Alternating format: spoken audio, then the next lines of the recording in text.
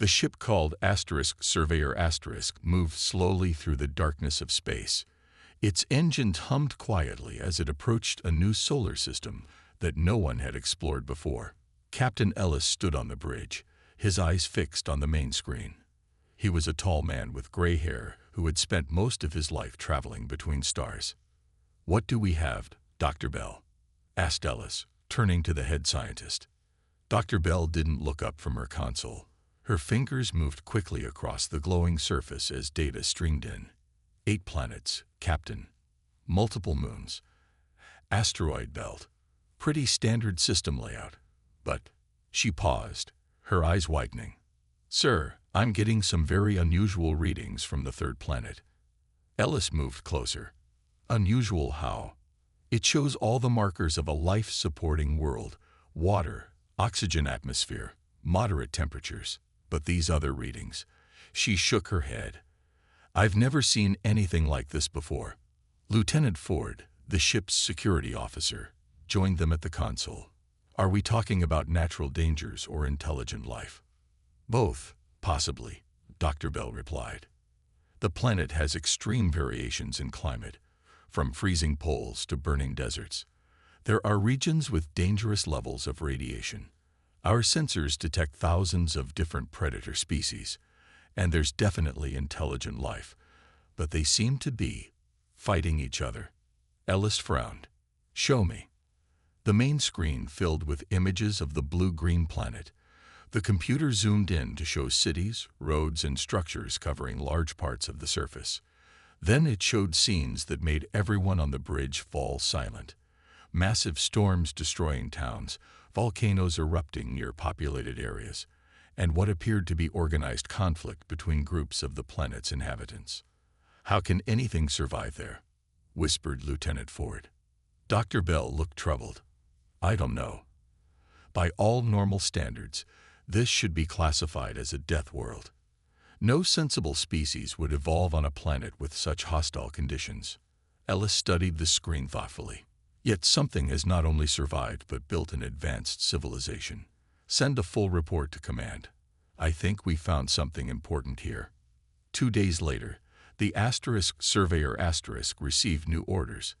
They were to maintain a safe distance and continue observation until a specialized research team arrived. "I don't understand the extreme caution," Ford said during the daily briefing. "They're clearly pre-space flight.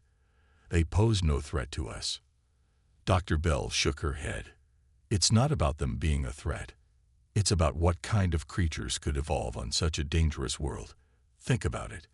Any species that could not only survive but thrive in those conditions must be incredibly resilient and adaptable. Command is right to be careful." A week later, the research vessel Vigilant arrived. It was 3 times the size of the Surveyor and equipped with advanced observation technology. Captain Reed of the Vigilant contacted Ellis immediately. "We're taking over from here, Captain. Your discovery is quite remarkable." "What exactly are you looking for?" Ellis asked. Reed's expression was serious. "Command believes this may be the most dangerous planet ever discovered. Not because of the natural hazards, which are extreme, but because of what those hazards might have produced in the native intelligent species." "You mean the inhabitants?" "Yes. Any creatures that evolved on such a deadly world would have to be extraordinarily dangerous themselves. We need to understand them before we even consider making contact." Ellis looked once more at the blue-green planet on his screen. "We're calling it Death World 3C in our reports." Reed nodded. "A fitting name. Let's hope it's not an understatement." The research vessel Vigilant settled into a high orbit around Death World 3C. The ship was designed to be invisible to primitive detection systems, using both light-bending technology and special materials that absorbed radar signals. Captain Reed wanted to ensure the natives never knew they were being watched. "Establish the observation network," Reed ordered. "I want eyes and ears on every continent, every ocean." The crew launched dozens of small probes that would hover in the planet's atmosphere, collecting data and sending it back to the ship. These probes were smaller than birds and could move silently through the air, recording everything they saw. Dr. Parker, the ship's lead xenobiologist, spent hours studying the incoming information.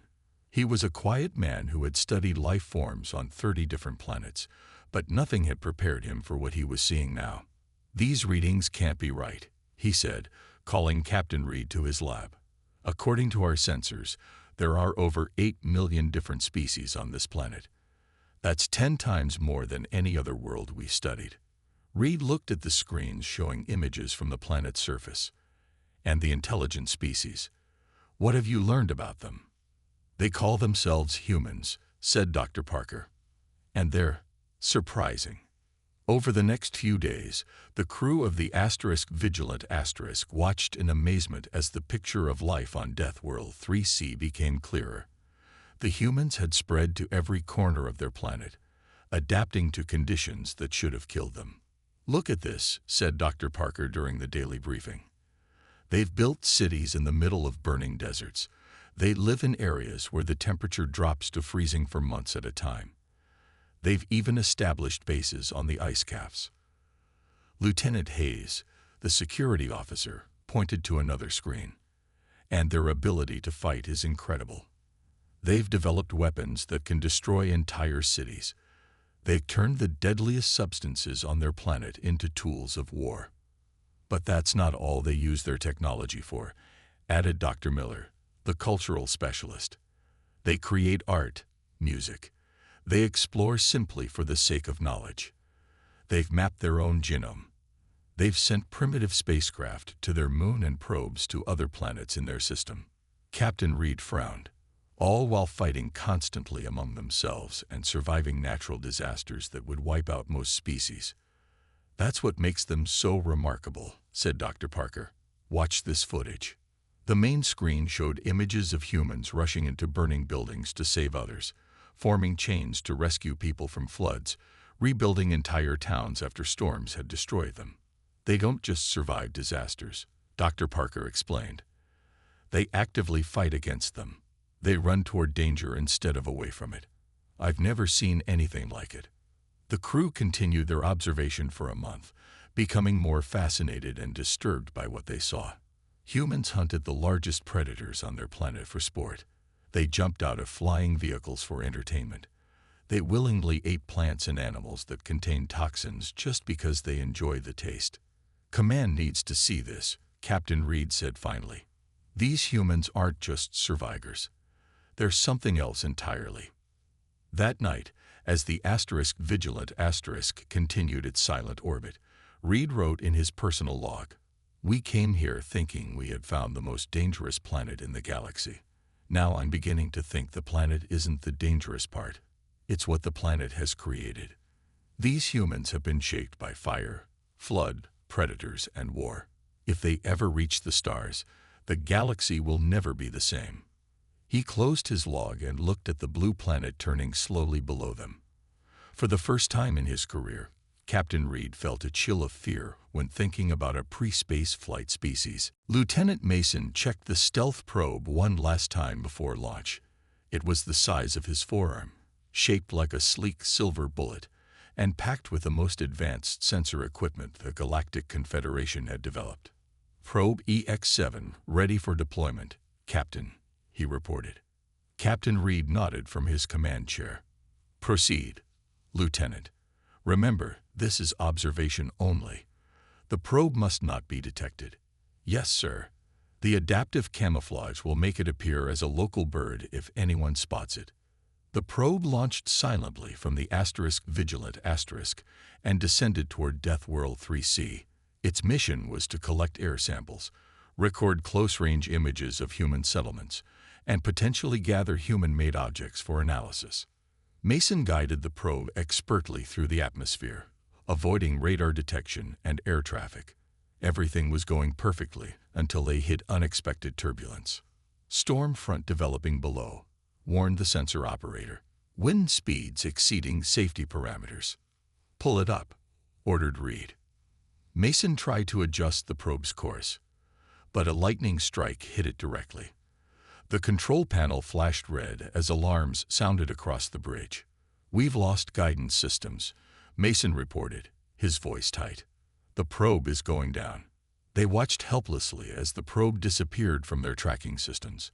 Its last reported location was a rural area with scattered human dwellings. "Prepare a recovery team," Reed ordered. "We cannot leave Confederation technology in human hands." Tom Becker was fixing the roof of his workshop when he saw something streak across the sky and crash in the field behind his house. Curious, he climbed down the ladder and walked toward the small crater. What he found wasn't a meteorite. It was a strange metal object, damaged but mostly intact. Tom looked around, saw no one watching, and carefully picked it up. It was surprisingly light and warm to the touch. Parts of it seemed to be changing color, trying to match the surroundings. "Now what in the world are you?" he whispered. Tom had always been good with machines. Since childhood, he could take things apart and put them back together better than before. He turned this talent into a modest business, fixing everything from tractors to computers for people in the small town where he lived. He carried the object to his workshop and placed it on his workbench. For hours he studied it carefully, taking pictures with his phone before gently beginning to examine its components. Inside was technology unlike anything he'd ever seen. Circuits thinner than human hair, materials that changed properties when touched, power sources with no batteries or fuel that he could recognize. "This isn't from around here," Tom said to himself, a smile spreading across his face. Instead of fear, he felt excitement. This was the greatest puzzle he'd ever encountered.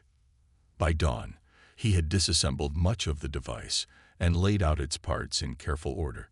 He'd even managed to activate some of its systems, including a small display that showed strange symbols and a camera that projected 3D images in the air. Commander Wilson led a team of 4 specialists aboard the recovery shuttle. They landed under cover of darkness a mile from the crash site, wearing suits that mimicked human clothing but provided protection and enhanced capabilities. "The tracker shows the probe is inside that building," Wilson said, pointing to a small workshop behind a house.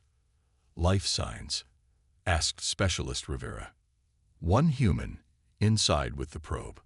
They approached cautiously, weapons ready but hidden. Their orders were clear: recover the probe, wipe any human memory of contact, and leave no trace of their presence.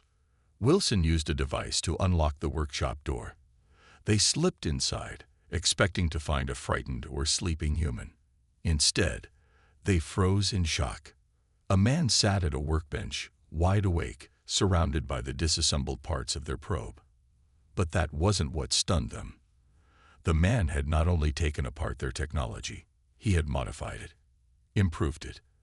The power core now glowed brighter. The damaged communication array had been repaired using local materials in ways their engineers hadn't considered. The man looked up calmly as they entered. "I was wondering when you'd come for this," he said. "I have some questions about your power source. It's brilliant, but I think it could be more efficient if you adjusted the containment field." Wilson stared at the man, then at the modified technology, and realized with a chill that everything they believed about humans had just been proven dangerously wrong. Commander Wilson stood frozen, staring at Tom and the disassembled probe. His team members exchanged nervous glances behind him. "Sir, what do we do?" whispered Specialist Rivera. Wilson raised his hand slightly, signaling the team to wait. He studied the human who had not only taken apart their advanced technology, but had actually improved certain components. "You're not afraid," Wilson said finally, his translator converting his words to the local language. Tom shrugged. "Should I be? You look mostly human, except for those eyes of yours. Too big, too purple." He picked up a piece of the probe. "This is amazing work. The way you miniaturized the power system is brilliant, but your communication array is inefficient for transmitting through water vapor. That's probably why your little flying machine crashed."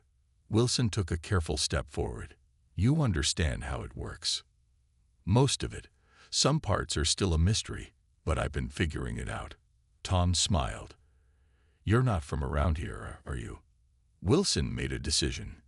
He tapped his wrist device, sending a secure message to Captain Reed. Situation changed. Need new instructions. Human has reverse engineered our technology. The reply came quickly. Bring him. Full containment protocols. Tom, said Wilson, remembering the name from their surveillance, we need you to come with us. And we need to take the device. Tom leaned back in his chair. Why would I do that? Because we can show you more. Much more. Tom's eyes lit up. It was the right thing to say. Captain Reed paced the conference room as reports came in from around the planet. After bringing Tom aboard and questioning him, Reed had dispatched dozens more stealth probes and observers to study human technology more closely. It's impossible, said Dr. Parker, looking stunned as he reviewed the data. Their space technology is primitive, yet their weapons systems are terrifyingly advanced. They split the atom nearly a century ago. They've created artificial intelligence.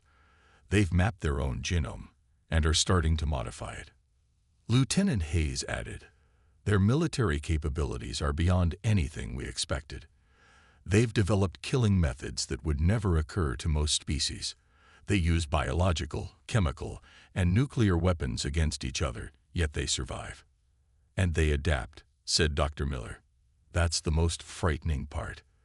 They take ideas from nature, from each other, even from their own fiction, and turn them into reality. Captain Reed stopped pacing. The Confederation needs to understand what we found here. This isn't just another emerging species. Humans aren't dangerous because they're advanced. They're dangerous because of how they think. What do you mean, sir? Asked Dr. Parker. Most intelligent species evolve on stable worlds.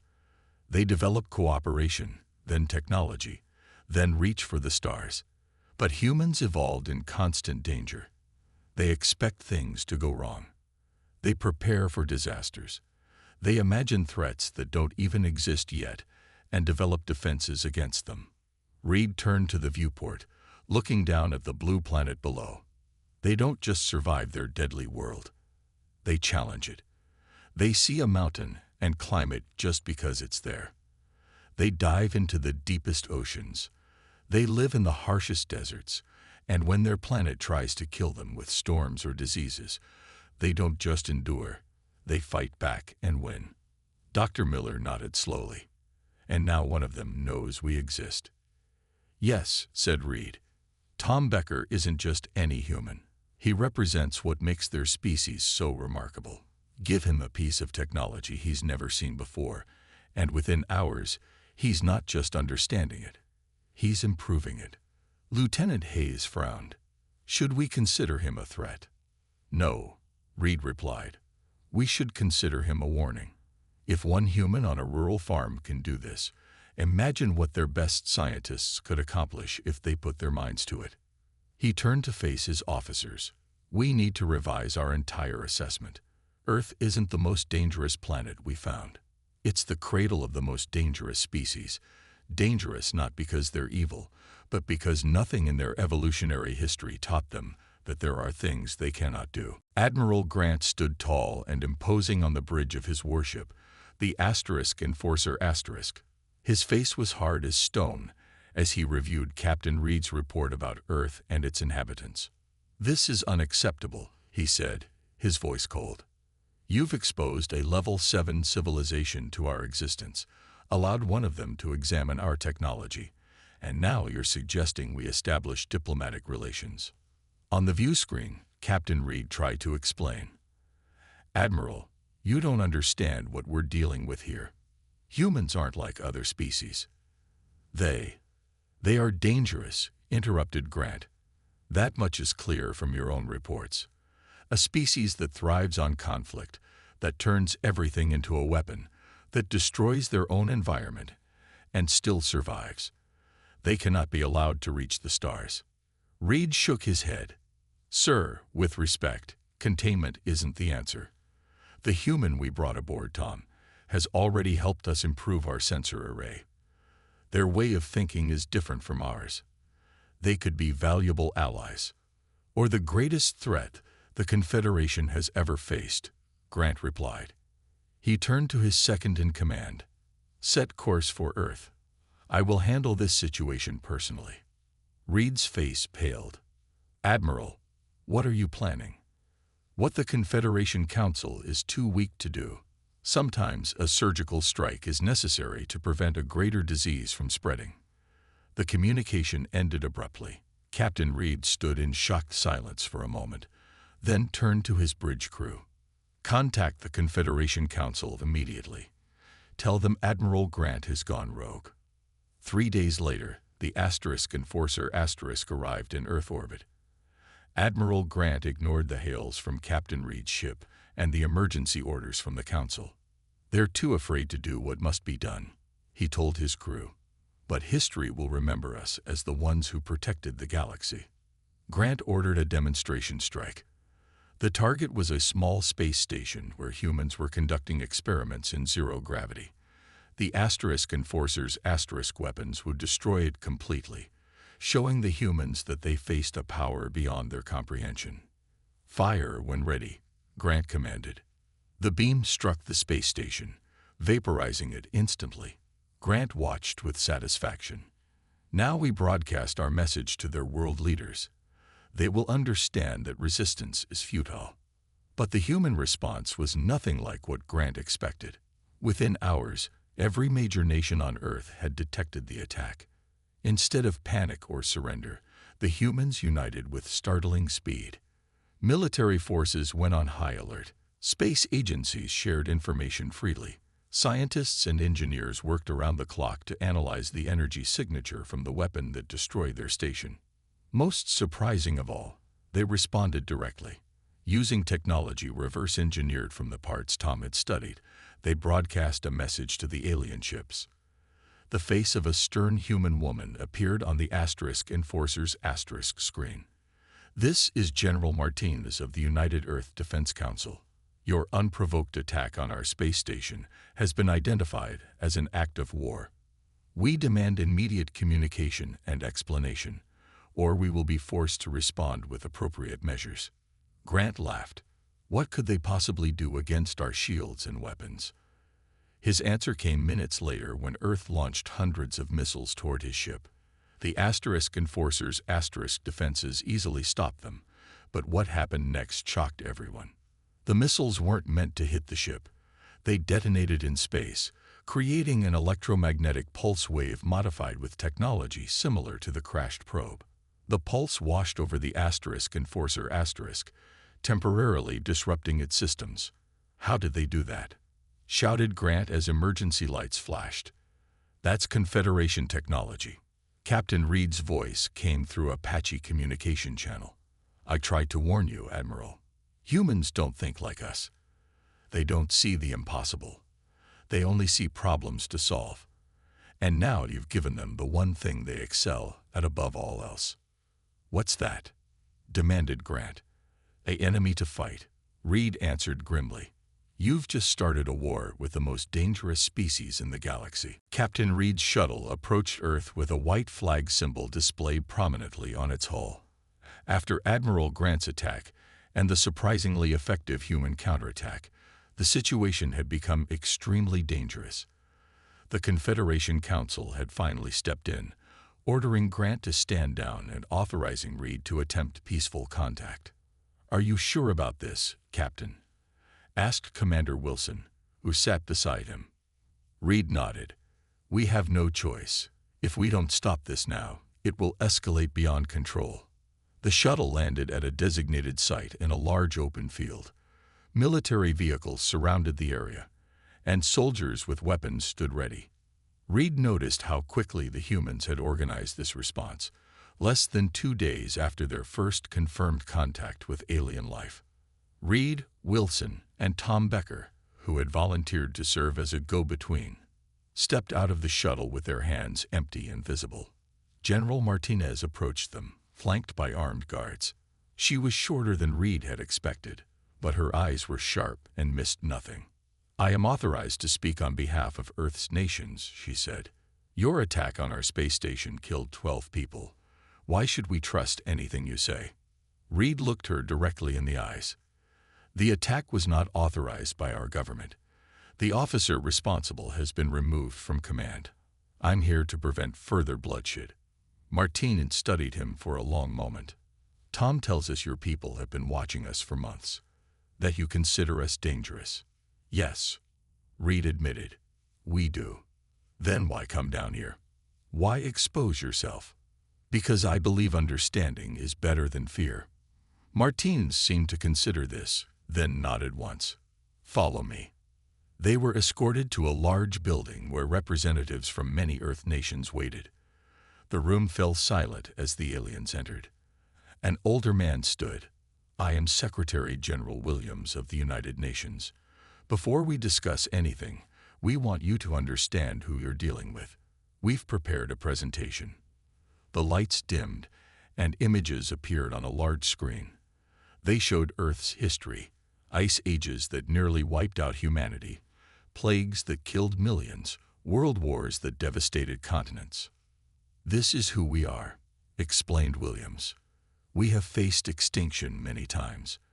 We have fought ourselves, our planet, and nature itself, and we are still here. The images changed to show human achievements, the pyramids, the moon landing, heart transplants, the internet. We went from horse-drawn carriages to space exploration in less than 100 years, continued Williams. We cured diseases that once killed millions. We have created art and music that can move people to tears. We have climbed the highest mountains and explored the deepest oceans. Reed watched silently, aware that this was not just a presentation, it was a warning. Next, they were taken to a military base where human scientists had already begun analyzing and improving the technology from the crashed probe. It took us less than a week to understand how your energy weapons work, said Dr. Johnson, the lead scientist. Another month, and we'll be able to build our own. And this, said General Martinez, pointing to another room where soldiers were training in unusual ways, is our adaptive combat program. We've faced every type of environment on Earth, from desert heat to Arctic cold. Our soldiers can fight anywhere. Tom stepped forward. Show them the Challenger Deep project. Martinez nodded and brought up images of humans living in a research station at the bottom of the ocean. The pressure there would crush most submarines, she explained. Yet we live and work there. We adapt. It's what we do best. The final demonstration was the most impressive. They showed Reed their response plan for a full-scale alien invasion, created in just 48 hours since Grant's attack. We've never been united like this before, said Williams.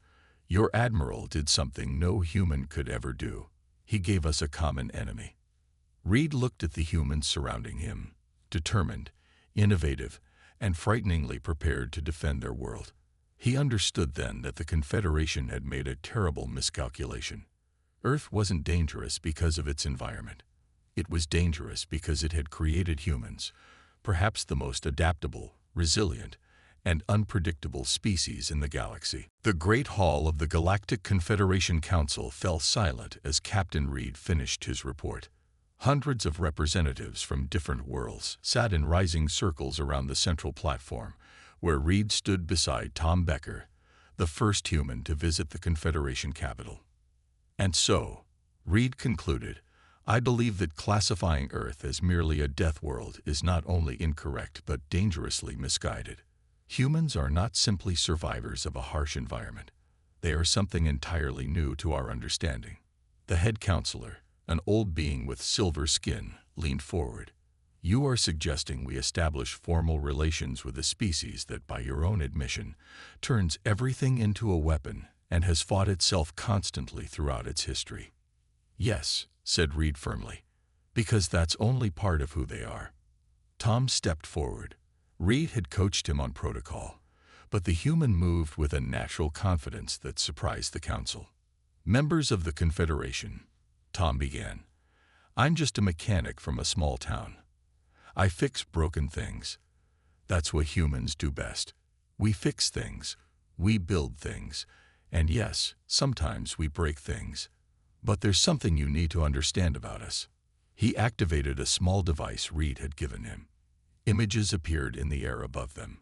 Humans rushing into burning buildings to save strangers, doctors working day and night during plagues, people forming human chains in floodwaters to rescue others.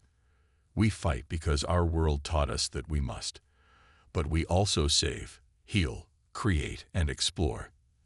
The same drive that makes us dangerous also makes us kind. The council chambers remained quiet as Tom continued.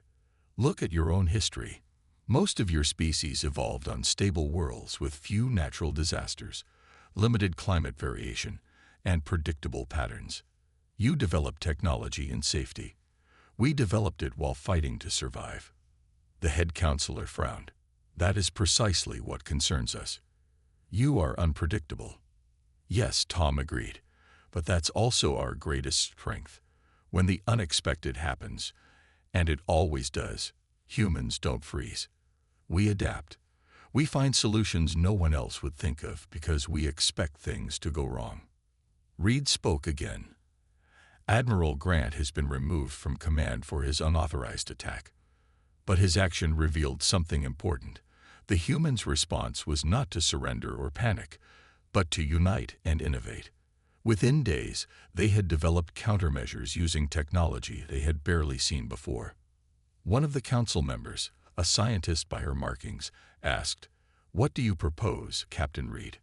"I propose we reclassify Earth, not as a death world, but as a partner world. The humans have agreed to share their unique perspectives on problem-solving, adaptation, and crisis response. In return, we will share appropriate technology and knowledge." Another council member objected, "But their warlike tendencies are balanced by their capacity for compassion," interrupted Reed. "They fight fiercely to protect what they love. Wouldn't you rather have them as allies than enemies?" The debate continued for hours. Finally, the head counselor called for a vote. One by one, the lights on the voting panel changed from red to green. "It is decided," announced the head counselor. "Earth will be reclassified as a cradle of innovation and offered provisional partnership status. Captain Reed will lead the ongoing diplomatic mission." As they left the council chambers, Tom looked at Reed. "What happens now?" Reed smiled. "Now the real work begins. You'll return to Earth as our official liaison. We'll establish proper diplomatic channels.